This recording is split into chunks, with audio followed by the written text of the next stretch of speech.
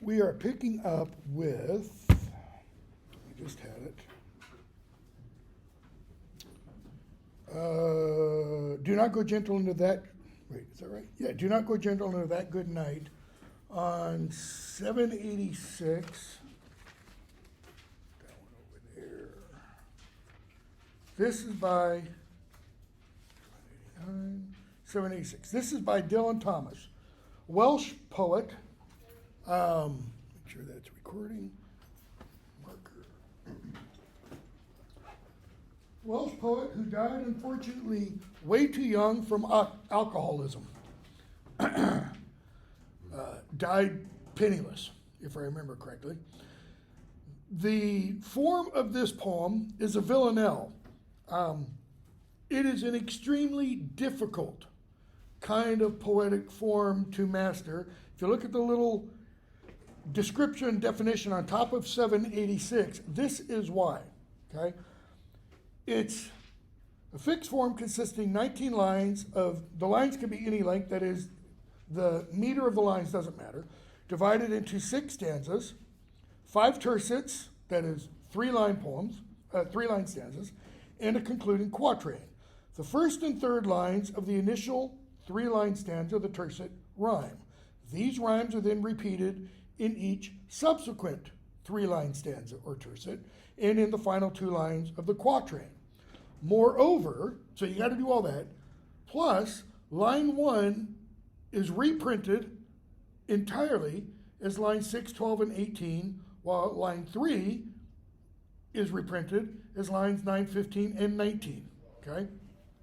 So, do not go gentle into that good night. Published shortly before Dylan Thomas's death. He was what, 39? 29. 39. When he died. Do not go gentle into that good night. Old age should burn and rave at close of day. Rage, rage against the dying of the light. So that part's pretty simple. Don't go to, assuming going into that good night is the final night, death, you should go kicking and screaming. Just the opposite of the beginning of the poem by Donne that we read, Valediction Forbidding Morning, that says, as virtuous men pass mildly away. So, though wise men at their end know dark is right, because their words had forked no lightning, they do not go gentle into that good night. Good men, the last wave by, crying how bright their frail deeds might have danced in a green bay, rage, rage against the dying of the light.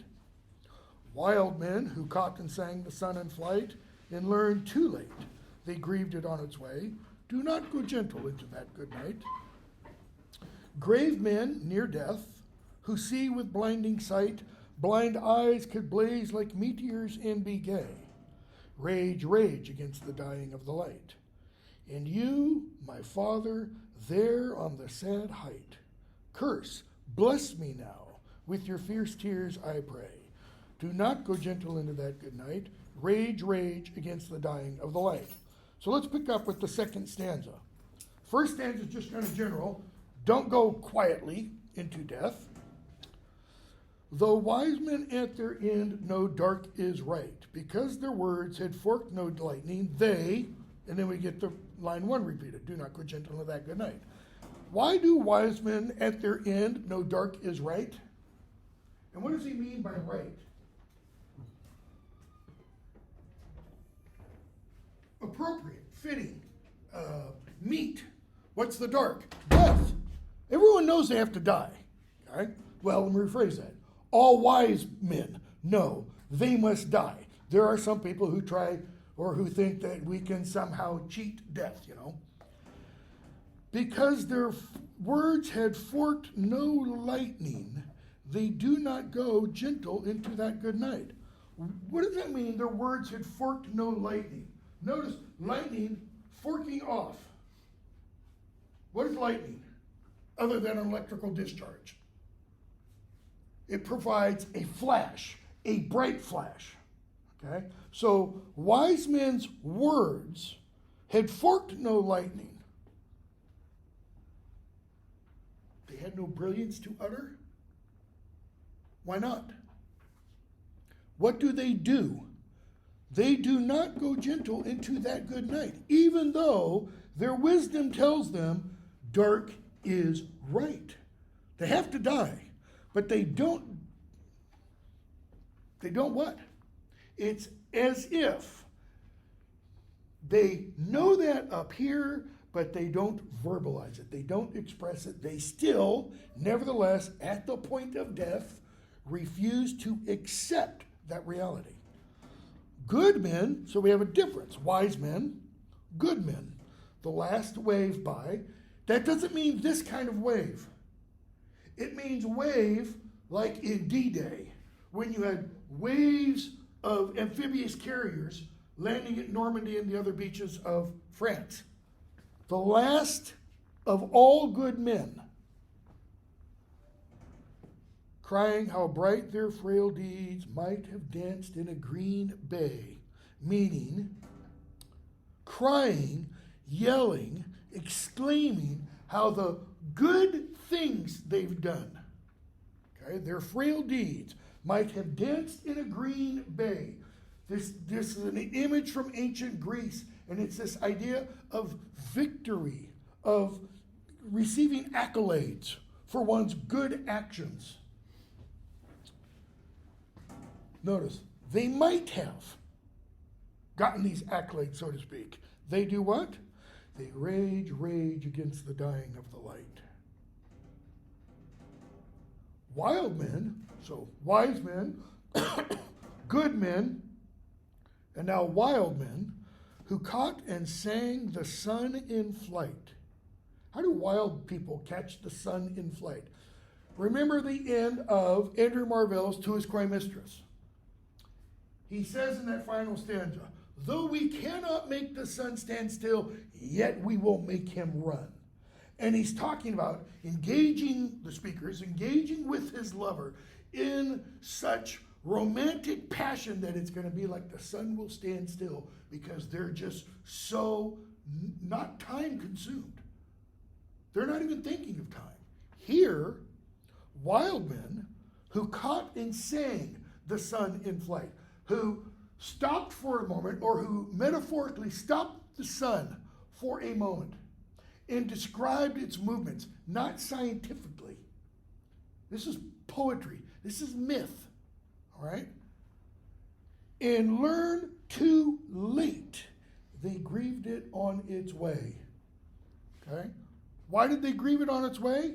Because they tried to stop the sun, like that poem by Andrew Marvell. They grieved the sun. The sun's like, I'm not going to slow down for you. Just let me go.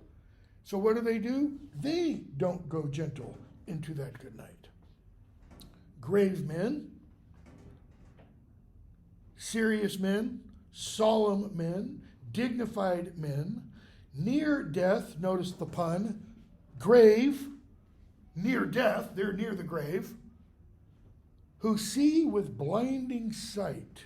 What do they see with blinding sight? Death approaching. They see that because they're grave, they're serious-minded. They understand, so to speak, how the world works. What else do they see with blinding sight? Blind eyes could blaze like meteors and be gay. How can blind eyes blaze like meteors? If you've ever known someone who's blind, often, if they take glasses off and open their lids, if they have eyeballs, because not all blind folks do, they're usually just cloudy. You don't see a pupil or anything. So how could those blaze like meteors? Well, it's not about the eyes necessarily. It's the blind eyes could blaze like meteors. How? How do meteors blaze? See it for a moment. So what do they see for a moment and be gay? Gay there means happy, joyful, ecstatic even. They see with blinding sight, notice, and could blaze like meteors and be happy. They too rage against the dying of the light. And then we get the coup de grace. We get the whole reason for the poem And you, my father, there on the sad height. What's the height? Standing on the precipice of death. No idea whether if this is supposed to be literal, that is about his real father, or if it's entirely metaphor. You, my father, there on the sad height. Notice, not you, my wise father, not you, my good father, not you, my wild father, not you, my grave father.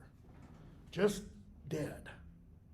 There on the sad height, curse, bless me now with your fierce tears, I pray. Why curse and bless?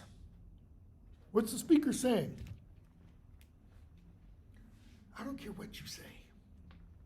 Just say something. Do not go gentle into that good night. Rage, rage against the dying of the light. Read into those last few lines for a moment. Hopefully none of you have experienced this. When my mom died in 2015, she had Alzheimer's. By the time she died, by the time I got out there to be with her for the last couple days of her life, she wasn't speaking at all. When my dad died, I'd gone out for 3 times in the about 4 months before he died. I wasn't there the day he died, so I didn't have this opportunity. But the speaker is kind of suggesting the person is literally on their deathbed and not doing what? No speaking. When my mother-in-law died last year, okay, just a couple days before she died, she was still talking. But her last day, she just lay there, heart slowly slowing down. What's the speaker saying? Get up, damn it. Speak to me. He doesn't want the father to just drift away. He wants some final word. And notice, it doesn't matter what it is. It's just a last word. Okay? Go from there to, I used to have these kind of organized. And so like these poems, at least some of these, Dog's Death, Do Not Go Gentle That Good Night, Death Be Not Proud, were all under a rubric of poems about grieving and death. I changed them up this semester, and I don't know why I did that, because it's messed up with my mind at least. Death Be Not Proud, page 819. We've read one poem by John Donne. This is another poem. This is a sonnet. This is in the form of an English sonnet or Shakespearean sonnet. Talked the other day. Wait, was it this class? No, it's on a video lecture that I posted the other day. Talked about the difference between the Italian and the English sonnet in terms of structure. I'll go over that very quickly. And rhyme. I'm not going to talk about rhyme. Watch that video I did the other day. In an Italian, or what's also called Petrarchan sonnet, because it's named after Petrarch, an Italian poet who invented these, you have lines 1 through 8 and then 9 through 14. This is called the octave. This is called the sestet. Oct 8, sest 6. In between those, between 8 and 9, you get what's called the volta, or that means turn. That is, there's a change in emphasis, a change in attitude, a shift of some sort between line 8 and 9, or sometimes, as we saw in one of the other poems we did the other day on the video lecture that I sent you for Tuesday, in the middle of the line, there will be some kind of mark of punctuation and a word that implies but, however, that kind of thing, okay? That's Italian. In an English or Shakespearean, and Shakespeare's only name, the reason Shakespeare's name is used for this is because he wrote one of the longest sonnet sequences in the English language, 154 sonnets. You have 3 quatrains, that is 3 4-line stanzas, and then a final couplet. Okay, lines 13 and 14. These 2 lines always rhyme. Okay, these can have varying rhyme patterns. So this is a English sonnet. You got a very little bit of introduction there about Donne. I've already talked about Donne some. He wrote a series of what are called holy sonnets. This was my dissertation, actually. He originally wrote 12, and then he wrote 4 more to replace 4 of the original 12, and then he wrote 3 more after that replaced some of those other 12, and then he wrote 2 more after that. Wait, 2 more? 12, 3, something like that. It's been so long. So, this is one of the most famous ones. It's always anthologized. This one and another one that we're going to read later are the 2 most commonly anthologized of Donne's holy sonnets. Death be not proud. The date there, by the way, there's no basis for that. My dissertation was an edition of these poems. 350 pages. We have no idea when Donne wrote these. All right? Death be not proud, though some have called thee mighty and dreadful, for thou art not so. For those whom thou thinkst thou dost overthrow, die not, poor death, nor yet canst thou kill me. From rest and sleep, which but thy pictures be, much pleasure, then from thee much more must flow. And soonest our best men with thee do go, rest of their bones in soul's delivery. Thou art slave to fate, chance, kings, and desperate men, and dost with poison, war, and sickness dwell. And poppy or charms can make us sleep as well, and better than thy stroke. Why swell'st thou then? So let's stop there for a moment and take apart the 4 quatrains. Notice the speaker is addressing death, a personified image. Death be not proud. What does it mean to be proud? It means to be full of yourself, to think you're great. Why? Though some have called thee, that is, mighty and dreadful, thou art not so. You're not mighty. You're not something to be feared.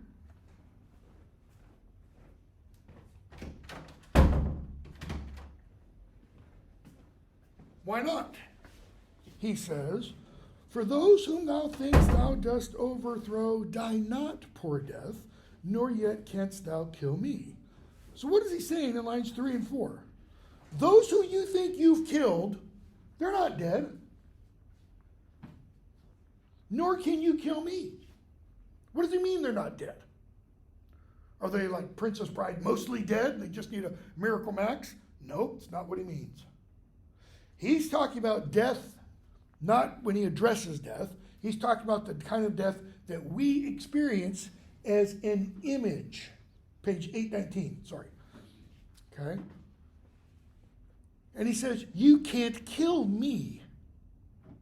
From rest and sleep, which but thy pictures be, much pleasure. Now, one thing Donne was known for in his day was using this weird syntax. One of his fellow poets, contemporary that he knew, wrote poems back and forth to, Ben Jonson, said that Donne, for not keeping accent and for not following proper rules of syntax, essentially deserved hanging. He's a poet, so he's follow the rules of language. He wasn't being serious. He deserved hanging. It's just he ought to write like everybody else does. Well, Donne doesn't. Notice what he says there. From rest and sleep, which but thy pictures be, much pleasure. What does he mean? We get from rest and sleep, which are images of death, much pleasure. Right? How's it feel to be awake for 24, 36, 48 hours and then go to sleep? A good long 10, 12, 14 hour sleep. And you wake up and you feel refreshed. That's what he means. So, rest and sleep are images of death. If we get pleasure from rest and sleep, what's the next part of the statement? Then how much more pleasure will we get from death? Which is what he goes on to say.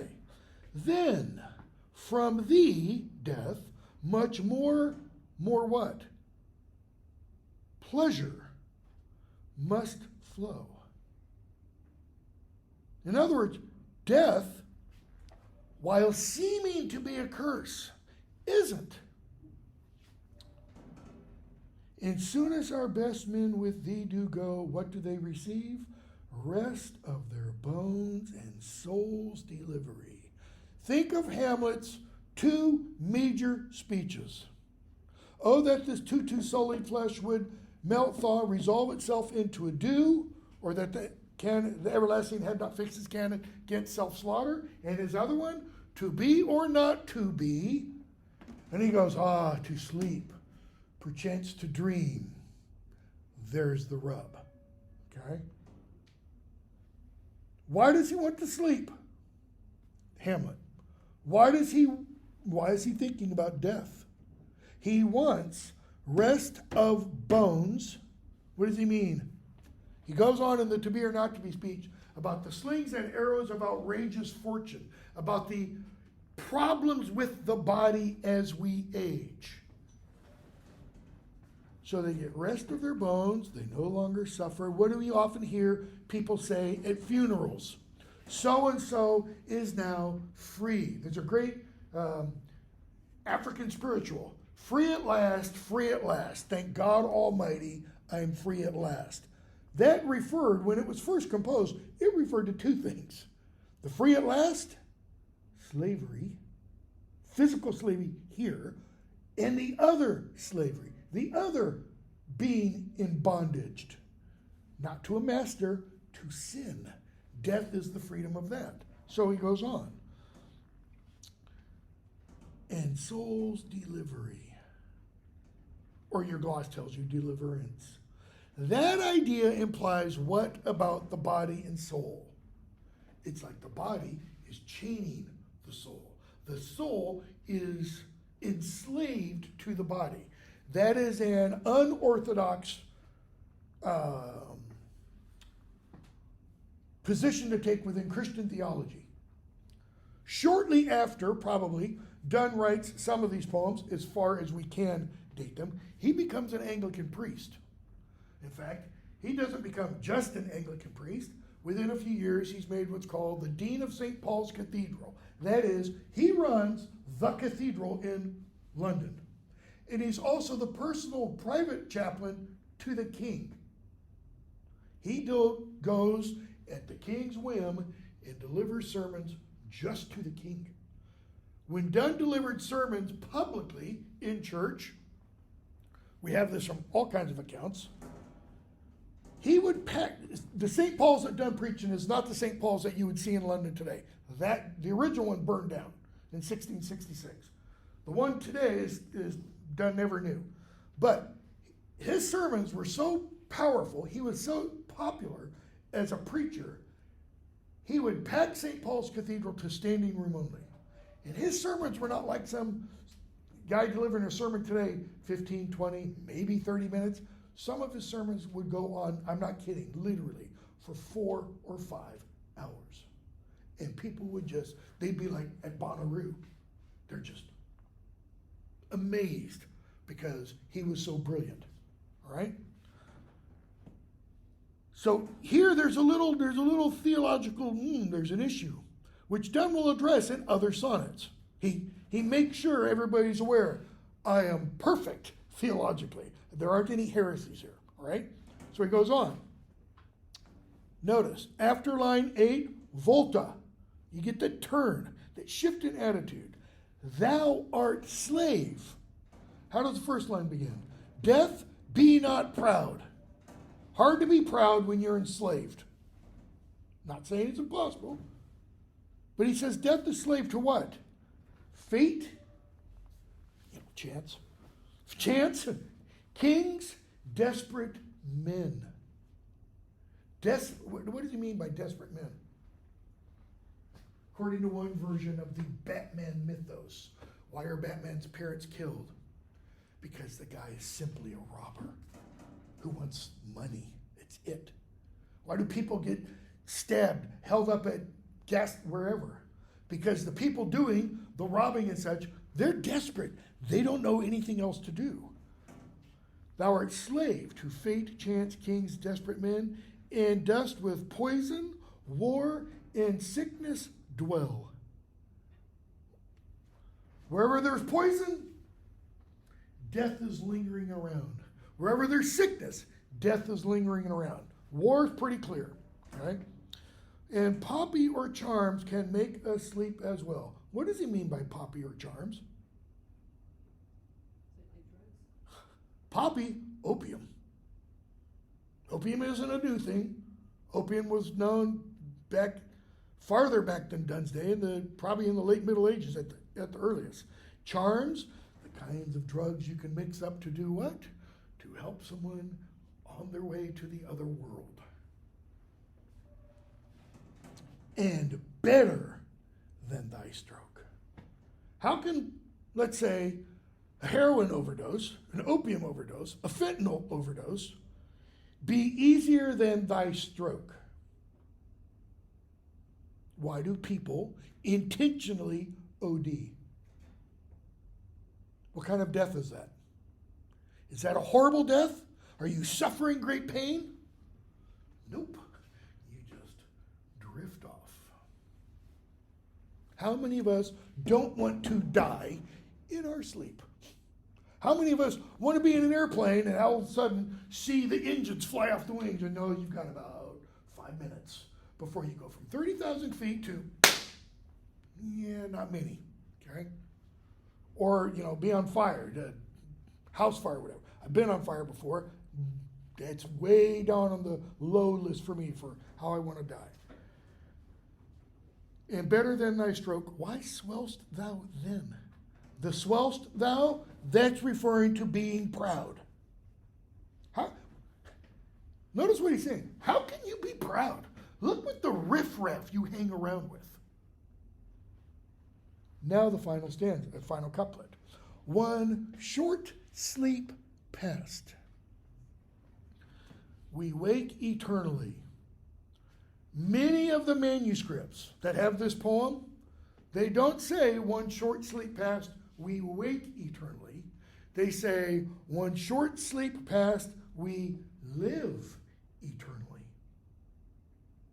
And in my dissertation, I actually suggested that's the earliest form. That's what Donne originally put down. And then he revises this poem to have the wake. Why?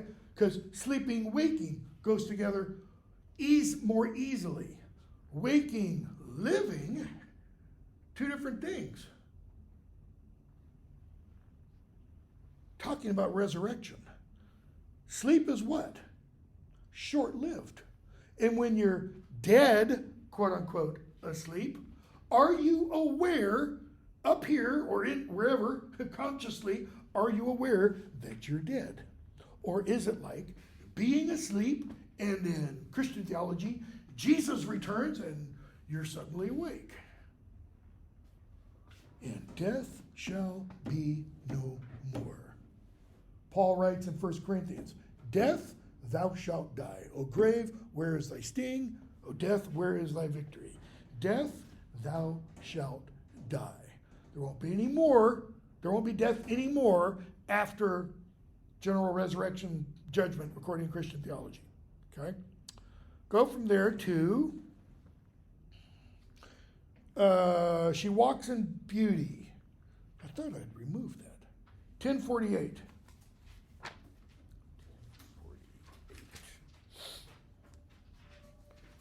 This is George Gordon, Lord Byron. This is about a specific person.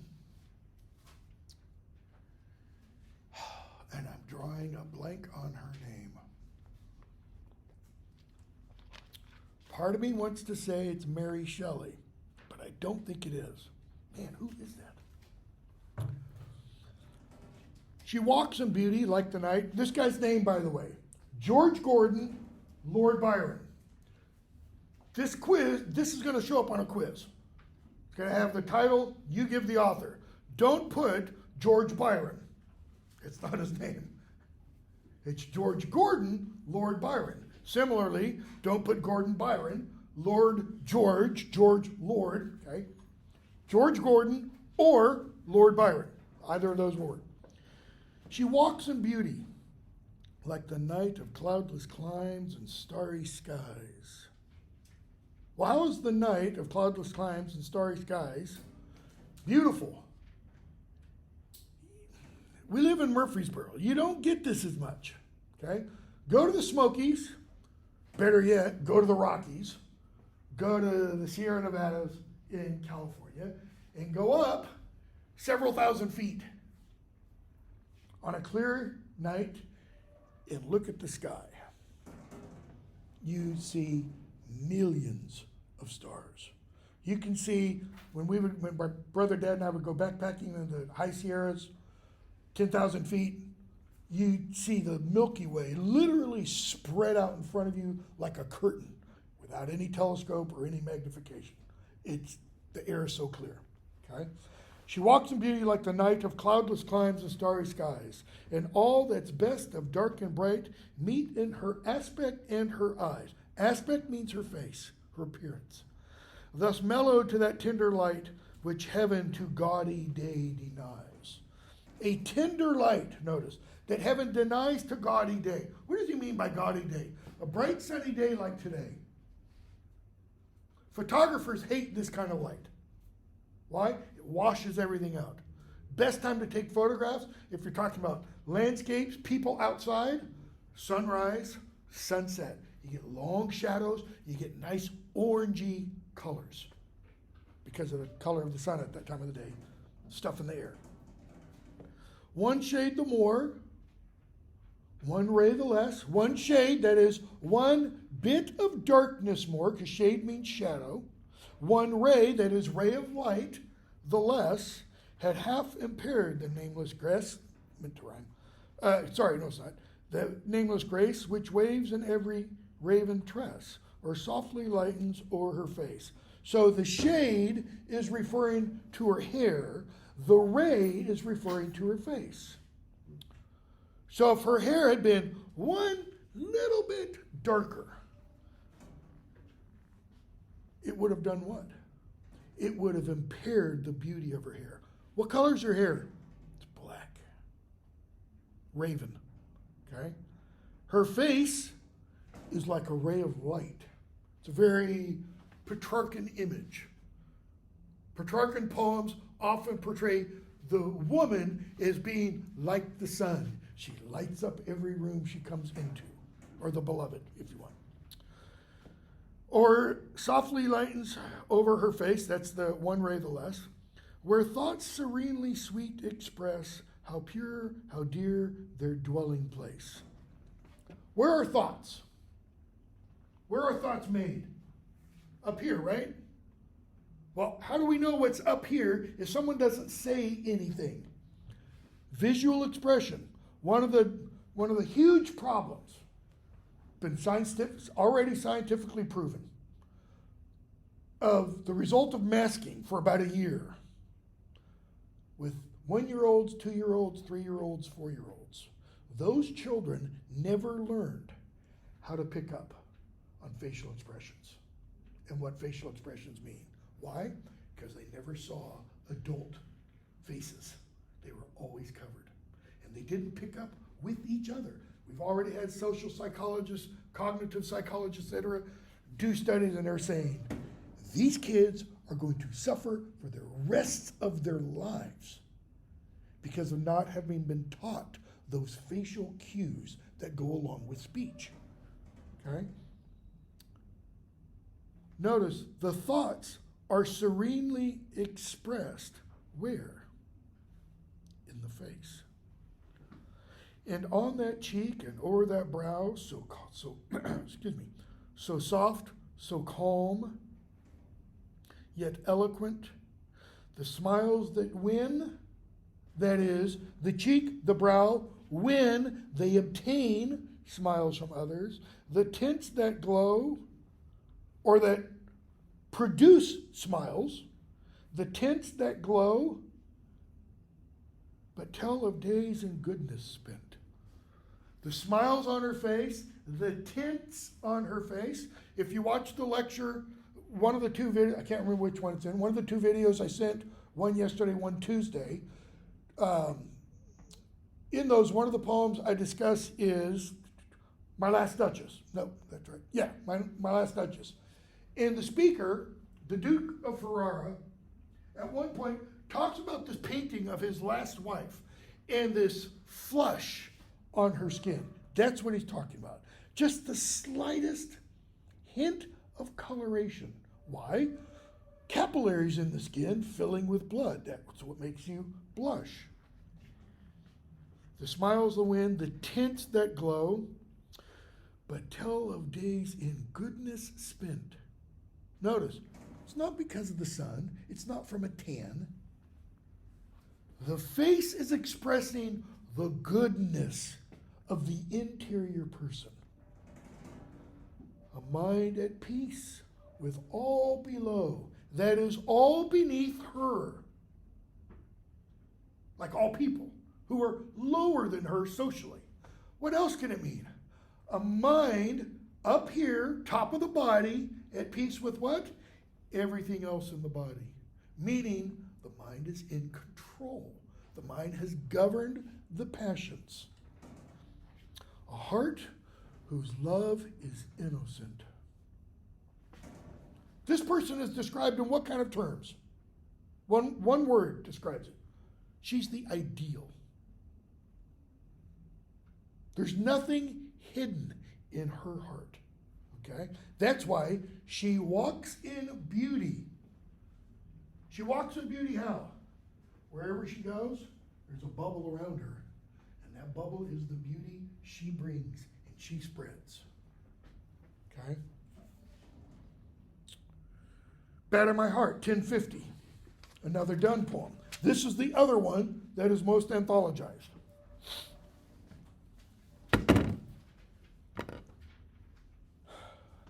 Batter my heart, three-person God, for you as yet but knock, breathe, shine, and seek to mend, that I may rise and stand, overthrow me, and bend your force to break, blow, burn, and make me new. Is that how that should be read? It's not. Those lines are violent. What's the speaker saying? Batter my heart. My heart is like a fortress. Bring in the battering ram. Break it down. Batter my heart, three-person God. Why three-person? Theological correctness, Trinitarian, Father, Son, Holy Spirit. Why? For you as yet but knock, breathe, shine, and seek to mend. Every one of those is a biblical allusion. New Testament says Jesus stands at the door of your heart and, notice, he knocks. He comes up and says, hello, anyone there? Let me in. You knock, you breathe. What does Christ do to the apostles? He breathes on them, giving them the power of the Holy Spirit. Okay? You shine. May the Lord make his face to shine upon you is the greatest of the Old Testament blessings. The opposite of that is may the Lord do what? Turn his face away from you. Most Christians say that's what Christ is referencing when he says on the cross, my God, why hast thou forsaken me? It's at that point God turns his face away from his son. And seek to mend. What do you do when you mend something? I threw away a sock the other day, had a hole in the bottom. I could have sewn it up and fixed it, but then every time I'd wear it, I'd feel this rough spot on my heel. I don't like doing that. But I could have mended it and made it still work. What's he saying? You as yet but seek to mend my heart. Not what is needed. Why?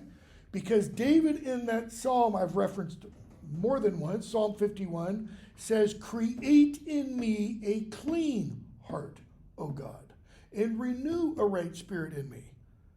You as yet but knock, breathe, shine, and seek to mend. What's the speaker saying? You can't mend this. It's got to be fixed, replaced, as it were. That I may rise and stand. So that implies The speaker, before saying that, is prone, lying flat, that I may rise and stand, overthrow me. Overthrow means deck me. Knock me to the ground. And bend your force. Bend, that means turn your power to do what? To break, blow, burn, and make me new. Break, blow, burn, and make me new are images from harvesting wheat and corn and other grains. Because what do? You go through the field, you grab a head of wheat, you break it, you get those kernels of wheat, and you do this. And what happens? You separate the kernel, the grain of wheat, from the chaff on the outside. Okay? That's breaking. Blow, the lighter material blows away. You're left with the seed. Okay? Burn, you burn the stuff you don't need, the chaff, and then do what? Make me new. How are you made new? From that seed. That's why Christ says at some point in the Gospels, unless a seed falls into the ground and dies, it can't produce new life. Again, this is a guy who becomes the most famous preacher of his age. The date is totally useless. Why did it say the other one was 1611, this one's 1610? They were probably written around this at the same time. So, second stanza, or second quatrain. I, like an usurped town, to another do. Okay, notice the simile. I am like a usurped town. What does that mean?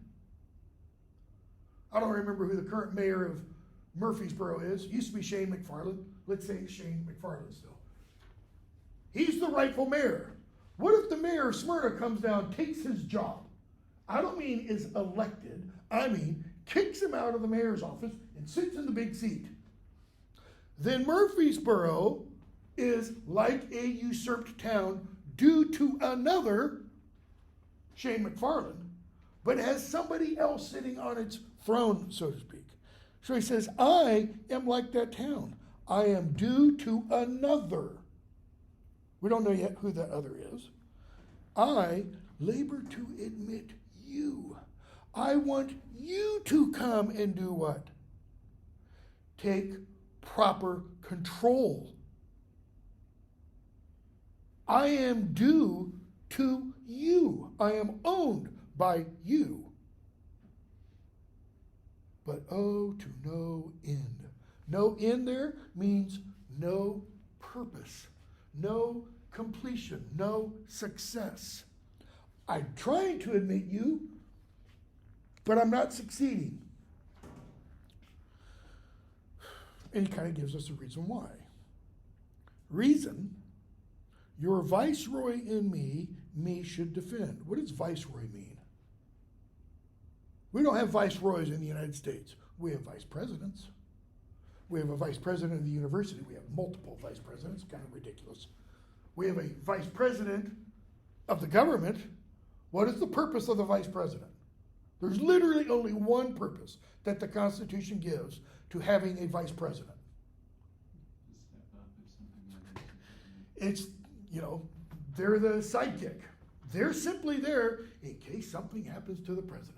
You move the vice president up to the big house, as it were. All right? He says, reason is your viceroy in me. In this, it's not like the vice president, however. Viceroy means vice king. Roy comes from French, R-O-I, roi, which means king. And that means the one acting on behalf of the king while the king is out. Like a lieutenant governor in a state.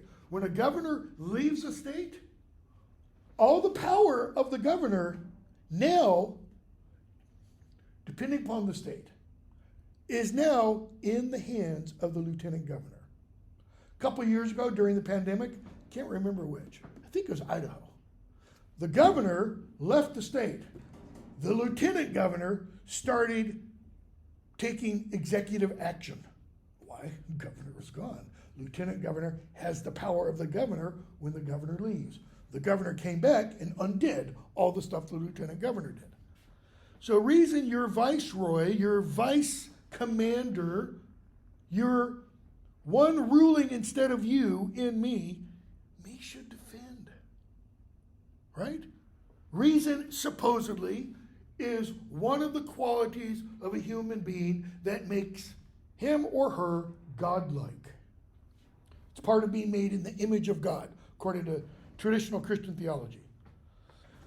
But is captive and proves weak or untrue. In other words, reason is what? It's the usurped town. It's either weak, it's been overtaken, or it's untrue. It's unfaithful to you, God. What is he saying about human reason? It's faulty. It doesn't work right sometimes. He's saying reason should lead me to you, but it's not. Okay?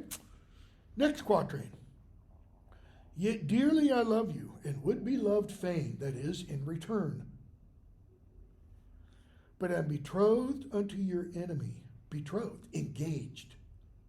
How do you get engaged to the enemy of God? Satan. Is there a formal ceremony? Not necessarily. How do you become engaged? Doing the things that please Satan and not the things that please God. So, I am betrothed unto your enemy. So how do you get unbetrothed? Divorce me. That doesn't mean, God, you divorce yourself from me. It means divorce me from the one I'm betrothed to. Untie or break that knot again.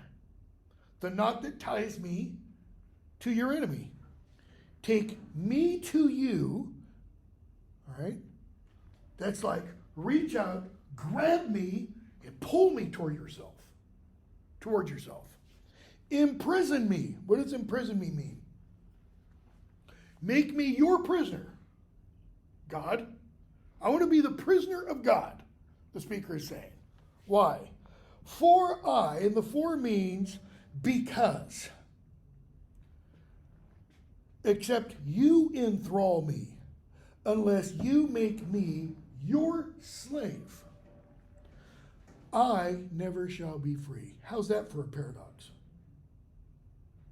How can you be a free slave? I don't mean free after the slavery is undone. How can you be a free slave? He's alluding to Paul. I can't remember which letter, where Paul talks about being slaves, bondmen of God, rather than slaves of sin. He's essentially saying you have a choice to make. You want to be a slave of sin, to give in to all those passions and all that kind of stuff, or do you want to be a slave of God? Which leads to total freedom, Paul says. What's the speaker saying? I will never be free. Free of what? Free of all these passions, free of all these cares, free of all these problems, until I am enslaved by God. Okay? And what he's suggesting is, and that is the real freedom. Nor ever chaste. What does chaste mean? We talked about it with Hamlet, when Hamlet's talking to Ophelia. It has those meanings of truthful and honest, as well as sexually chaste, virginal, pure. Nor ever chaste except you ravish me. There's a famous article, literary, scholarly article, written about this poem with the title, Donne's Divine Rapist. Because ravish means rape. It's one of the meanings. It means to sexually take someone. What does ravish also mean, however? That author, by using that title, the author was doing one thing with the title. This was before the internet. Okay? This was just print material. But if the internet had been around, that's clickbait. Calling God a rapist, that's clickbait. That's people want to, all right? The author knew, if I title it this, I'm going to get people wanting to read this, all right? The other meaning for ravish is to be taken out of a situation. For example, you're trapped in a car that has gone off the road into a river, and the car is slowly sinking. You want to be ravished from there. Otherwise, you're going to die a slow, painful death of drowning. I will never be chaste, true, faithful, honest, unless you do what? Remove me from this place where I am usurped by another. I will never be chaste, let's use it according to that other phrase, sexually pure, physically pure, spiritually pure, unless what? Unless God removes me and does what? Makes me new. How did God do that? By the individual taking God in. Christian rites, Eucharist, communion, that kind of stuff. All right? You can imagine that poem, if it had been widely read. It was never published in Donne's lifetime. It was only circulated by manuscript. And there's only about 20 manuscripts that have these holy sonnets. So they were not widely read. But you can imagine some people reading that would get very offended. Okay? Bad of my heart. Pied Beauty, 1054.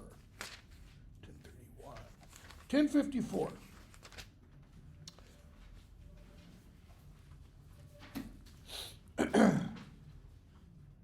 Yeah, there it is.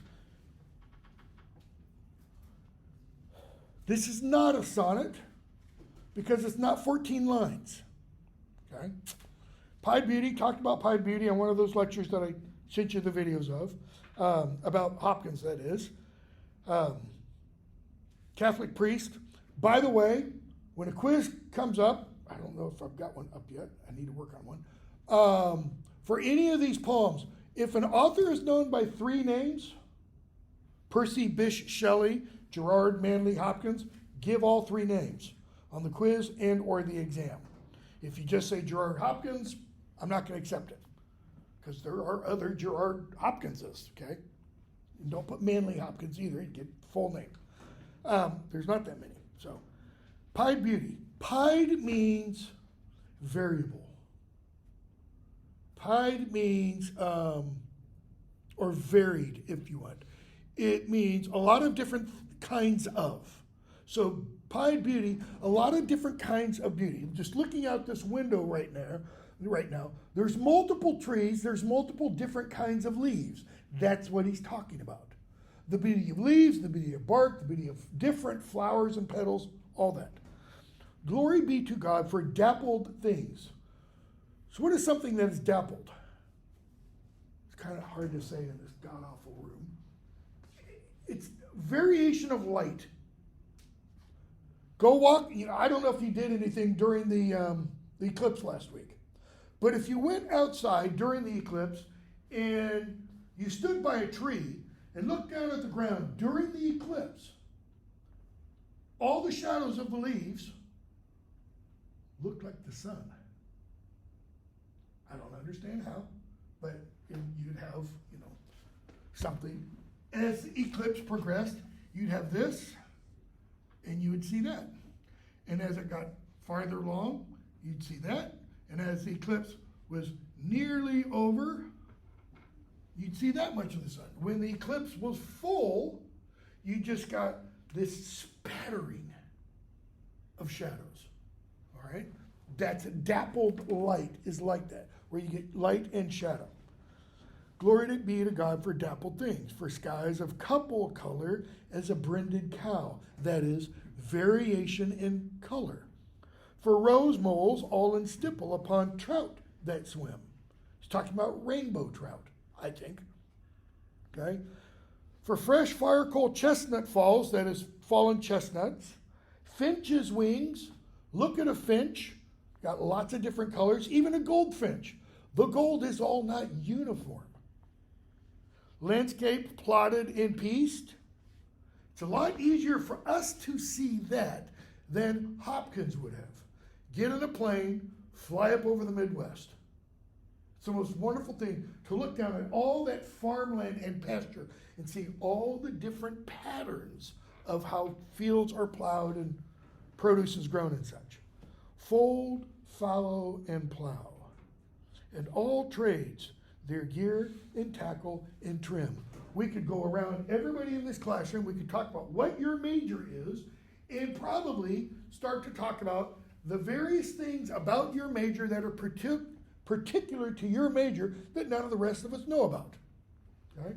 I used to do this at times when I would know I've got a lot of students with like recording industry, because they would come in and start talking about all the different kinds of gear that they're using, and whoosh. But that's what he means. The trades, their gear. A woodworker has different gear. I do woodworking outside. Has different gear than a metal worker. I don't work with an anvil at all. Metal worker does. Okay. Gear and tackle and trim. All things counter, original, spare, strange, whatever is freckled. Okay. Freckle that. Who knows how you get those freckles? With swift, slow, sweet, sour, adazzle, dim. Notice, swift, slow, those are opposites. Well, that's pied. That's variation. God, fathers forth whose beauty is past change. In other words, we see all of this variety around us because he's saying that's what God is like. God is just not, this. It's variation galore. Okay? Praise him. Go from there to, what time is it? 10:36. We may actually even finish today. Because I could not stop for death. I don't know how. I must have skipped something. Because I could not stop for death. 847. So we have to go back a couple hundred pages.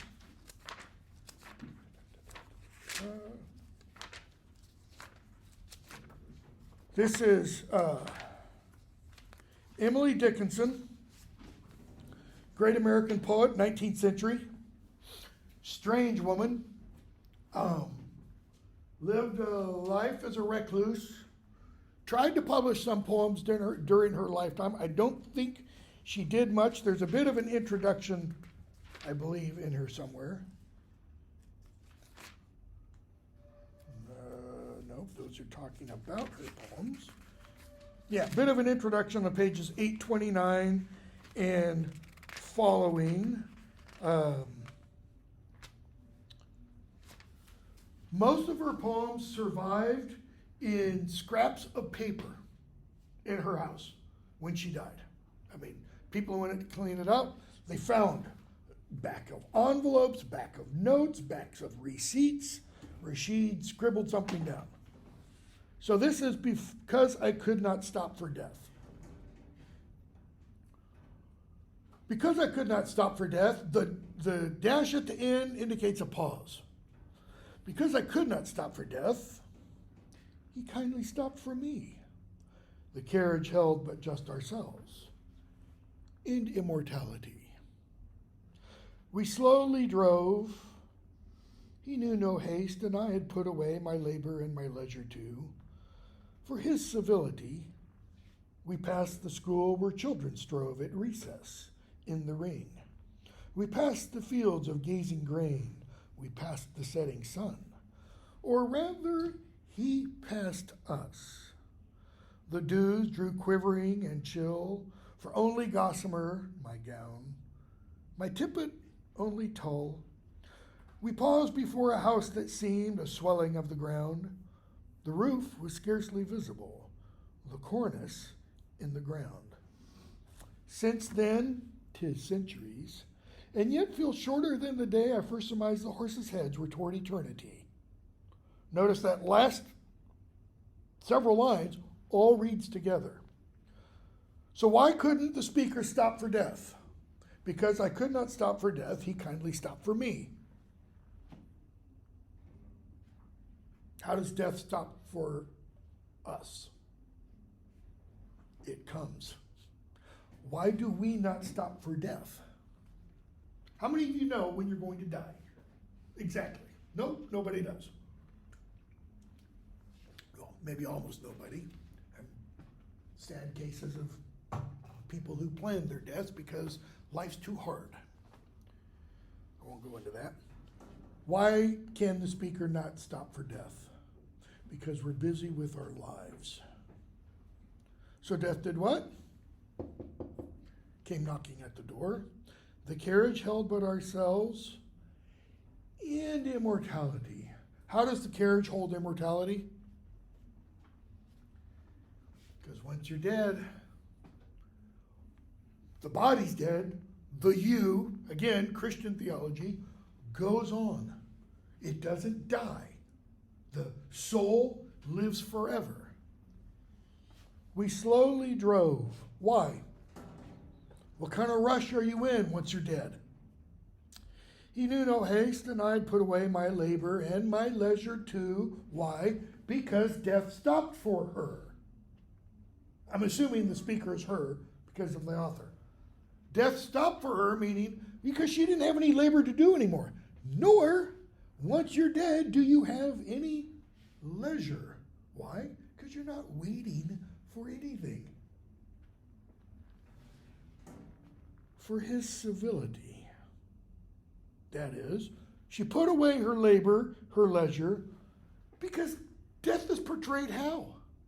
This is not the same portrayal of death that you see in To His Coy Mistress. Death's winged chariot, always drawing near. Like you hear the horse hoofbeats chasing you down. Death is portrayed how?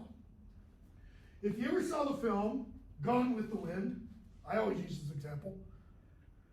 Death is portrayed like Clark Gable, who comes in to pick up Scarlett, dressed to the nines in his tux.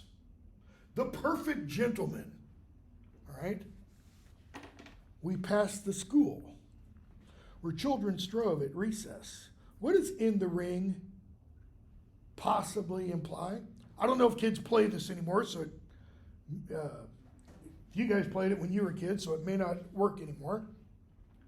Probably ring around the rosies is what most people think. What is that an allusion to?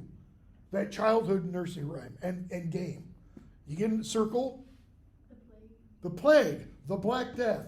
A ring around the rosies, red spot, ring around it, ashes to ashes, all fall down. Ashes to ashes is probably sneezing, atches, atchews.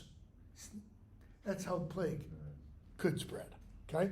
It's rather sick when you think about it. Little kids mimicking the Black Plague.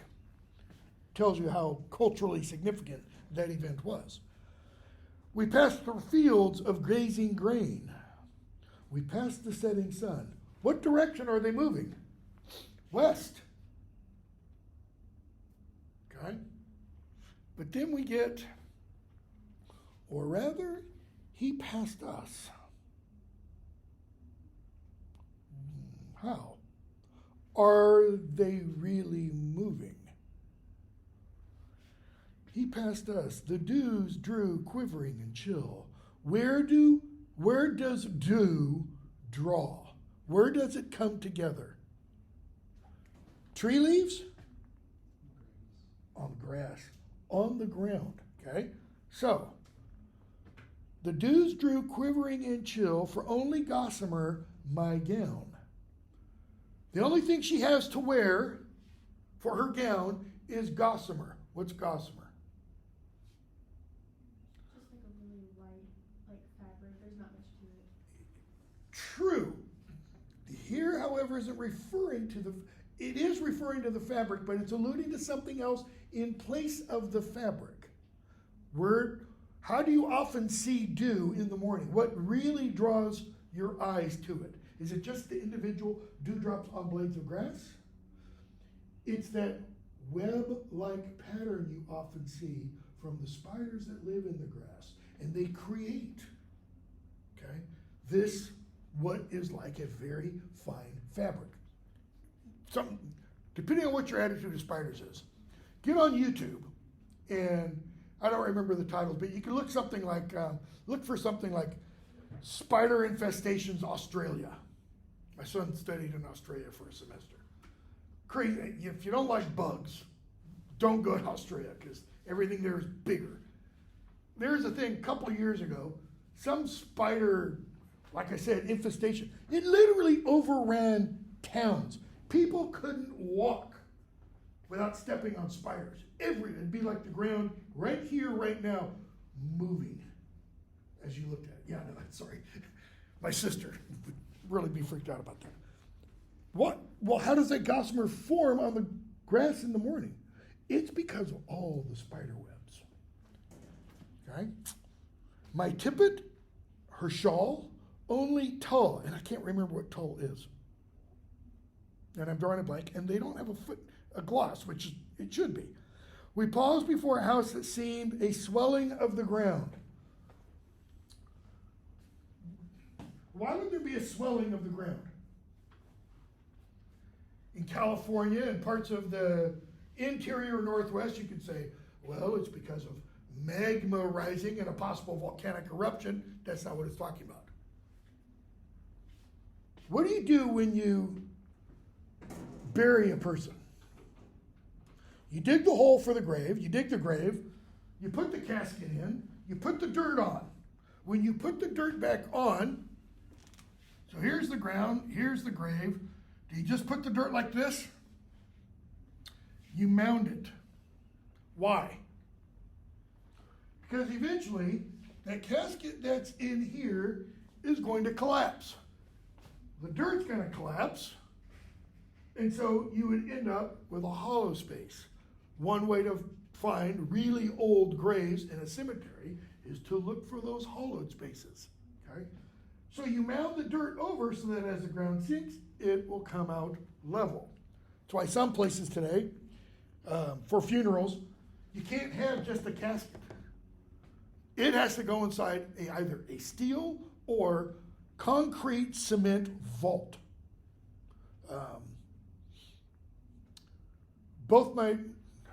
We did this for both my parents. When my mother-in-law died last year, I made her casket, but we still had to put it in a cement vault because the location that it was buried, it wasn't going down 6 feet. It was only going down like 4 feet because it's on a hillside. Okay.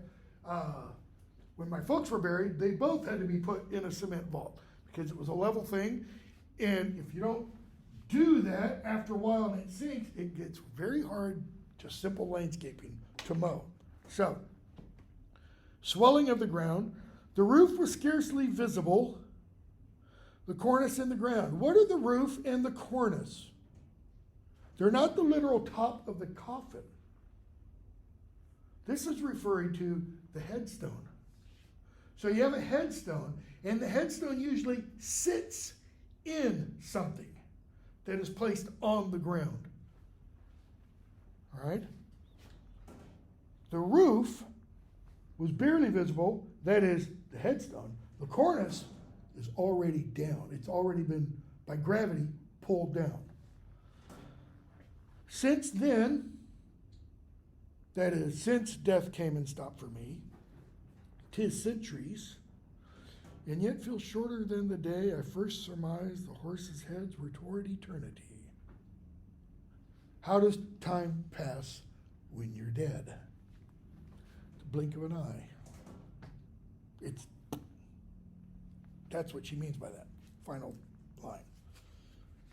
From there, 859, another one by Dickinson.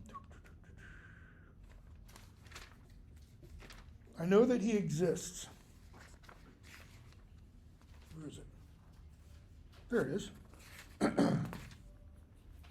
Kind of a playful poem. I know that he exists. Notice he is capitalized. Whenever he is capitalized, you're referring to God, the deity, etc. Somewhere, in silence, he has hid his rare life from our gross eyes. 'Tis an instant's play, 'tis a fond ambush, just to make bliss earn her own surprise. But should the play prove piercing earnest, should the glee glaze in death's stiff stare, would not the fun look too expensive? Would not the jest have crawled too far? The hell is she talking about? I know that he exists. That is, it's like an intellectual assertion. God exists. Somewhere in silence, he has hid his rare life from our gross lives. Notice the opposition. Rare life, gross eyes. Have any of you ever seen God? Probably not. Okay? Why not? Because he's made himself rare, scarce. Okay? And hidden from our gross eyes. Why are our eyes gross? She doesn't mean foul, like, ooh, disgusting. She means common. There's eyes everywhere around the world. I mean, one of the arguments against the existence of God is, why haven't I seen him? Why doesn't he talk to me? Why doesn't he answer my questions? Why doesn't he solve XYZ problem? I know that he exists. Next stanza. 'Tis an instant's play. 'Tis means it is. I would ask, what's the it refer to? What is an instant's play? The rest of the stanza gives us a hint. It doesn't explain, it gives us a hint. Why? Because that's all we ever get of God, the poem is suggesting. Here's the instant's play. 'Tis a fond ambush, pause, just to make bliss earn her own surprise. What's bliss? Is bliss just feeling good? Is bliss, lightly tipsy from alcohol or slightly stoned from whatever drug of one's choice? Nope. Bliss means total joy, pure happiness. Can it be found here? Nope. Everything here is, nothing is total joy, okay? So, 'tis a fond ambush just to make bliss earn her own surprise. What's the ambush? It's not explained in this stanza. But, should the play prove piercing earnest, not play like Hamlet play like playing with a child. I don't know if you have children. If you ever do have children, one of the things you will do probably with a young baby, 5, 6, 7, 8 months, up until about 1 or 2, is you'll have a blanket. And you'll go, peek-a-boo, and you hide yourself. And then when you show yourself, the kid's face will light up. That is play. Should the play prove piercing earnest, piercing, like piercing us, should the glee glaze in death's stiff stare? Well, think of the image of peekaboo again and translate that to God playing peekaboo with us. That's the fond ambush. Fond. Foolish is one of the meanings for fond. What else does fond mean? If someone says they are fond of you, it doesn't mean they're foolish. It means there's affection, there's care. She is suggesting this idea that throughout history, God has every now and then kind of used the Wizard of Oz metaphor, pulled the curtain back, and given people indications, given people, as she puts it, has shown his rare life to our gross eyes.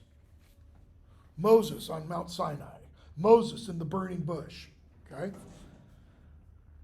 But what if the play should prove piercing earnest? That is, what might that do to someone to suddenly see God? What does God say both Old Testament and New Testament? Christ says it in New Testament, God says it in the Old Testament. No man can live and see me. That would be the piercing earnest. Because it would result in what? The glee glaze. Glee, utter joy on the face, but the eyes glaze over. Why? Death. That would be enraptured. Would not the fun look too expensive? Would not that be too costly? Would not the jest, I'm here, have crawled too far? This is like a justification for why does God not make himself perfectly, or herself if you want, perfectly clear? And the answer is, we couldn't live with it. Okay? Literally couldn't live with it. The Caller. Nope, sorry, it's not in the 11th edition. So read it online. I don't know what I'm going to do if I teach this course next semester because I'm not going to be able to get the 11th edition anymore. And they don't include a lot of the poems that I want to do. So go instead to one who has been long in City Pent on 1056.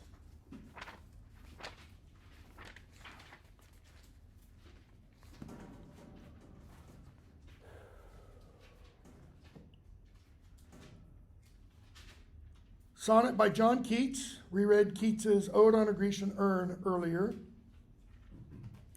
This is an Italian sonnet structure.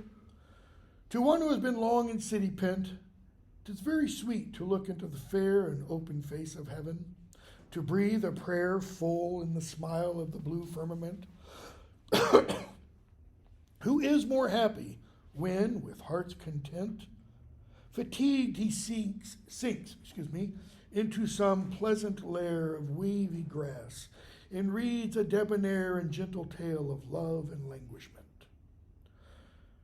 Returning home at evening with an ear catching the notes of Philomel, that is a nightingale, an eye watching the sailing cloudlet's bright career, he mourns that day so soon has glided by, even like the passage of an angel's tear that falls through the clear ether silent lie. Keats is probably the situation, the background, so to speak, of the poem is probably describing one who is tied up in the confines or in the inner bowels of London. London in Keats's day was a filthy place. Coal smoke everywhere. Okay? We don't have air pollution problems very much here in Middle Tennessee. Where I'm from in California, north central California, the Bay Area, Silicon Valley, when I was growing up, we would have, multiple times throughout the summer, smog alerts. And if we happened on one of those days to drive up into the Santa Cruz Mountains, they were going to the beach, Santa Cruz, we would drive up the Santa Cruz Mountains, and there would be a point that we would get high enough that we could look back down in the valley and not see a thing. It would just be brown, like clouds, but it wasn't clouds. It was all smog, okay? He's probably talking about something like that from being down below. Because in the valley, if we weren't going somewhere, and we would look up, it wouldn't be brown, but it wouldn't be blue. It was just hazy. So to one who's been long in City Pent, notice, 'tis very sweet to look into the fair and open face of heaven. That is blue sky. And to breathe a prayer full in the smile of the blue firmament. Now, Keats lived, you can go to his house today, Keats lived in the Vale of Heath, which is right on the southern edge of a large park area today, it's a park area, called Hampstead Heath. And he's probably talking about going from his home, less than a mile, to a part of that heath called Primrose Hill, which overlooked London, right? You couldn't see London because of the smog, because of the pollution from the coal fires. But he's probably talking about going up there and laying down in the long, wavy grass. People do it still today. And doing what? Sinking down into that grass, reading a debonair and gentle tale of love and languishment. On Tuesday, we'll start it. We're going to read the poem on the next page, La Belle dans Sans Merci. That is a debonair tale of love and languishment. I don't know. He doesn't have that poem in mind because he hasn't written it yet. But he has other poems like that, or other stories, like Arthurian tales of knights and beautiful ladies. Returning home in evening, notice he only does this during the day. And it's probably like on a weekend. What happens? He hears the nightingale singing that night is coming, and he watches a cloud sail across the sky, and he mourns that day so soon has glided by. Why? Why, if you're able to get away for a couple of days, when you have to come back, do you think, why couldn't it be longer? You don't want to go back to whatever the crap is you left behind. He mourns that the day so soon has glided by, even like the passage of an angel's tear. How do angels have tears? They're incorporeal beings. They don't have tear ducts that falls through the clear ether silently. Notice, that image of the tear of the angel coursing through the air, that's the image that describes how quickly the day has gone by. It's like the day away from the city has never occurred. This guy's, to use modern language, this guy's batteries have not been recharged by this time away. Okay? Yeah, we'll stop there. So Tuesday, we've only got 1, 2, 3, 4. Yeah, we've got enough time. We'll have class for those who show up. I was going to say maybe we wouldn't, but there's enough poems to still do. I'll put up a quiz. I don't think I've done it yet.